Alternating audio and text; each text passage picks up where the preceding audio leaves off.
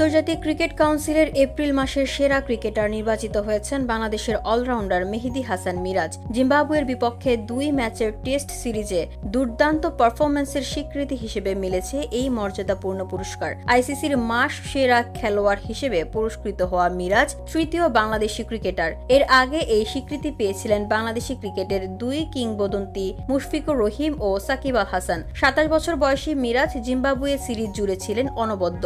2 টেস্টে 15 উইকেট নিয়েছেন মাত্র 11.86 গড়ে। সঙ্গে ব্যাট হাতে করেছেন 116 রান 38.66 গড়ে।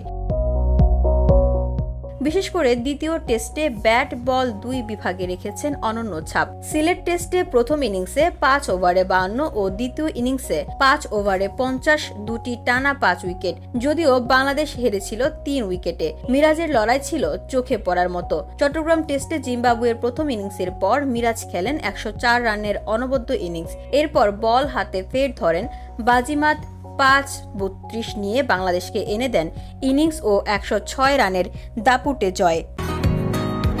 বসুন্ধরা, উত্তরা, বনশ্রী, কুড়িল ও বাড্ডা সহ রাজধানীর বিভিন্ন স্থানে অভিজাত ও অত্যাধুনিক মানের ফ্ল্যাট কেনার এক নির্ভরযোগ্য প্রতিষ্ঠান প্লেজেন্ট প্রপার্টিজ লিমিটেড। তাই আপনার স্বপ্নের আবাসনের জন্য আজই যোগাযোগ করুন। Pleasant properties limited, where destiny matches eventually.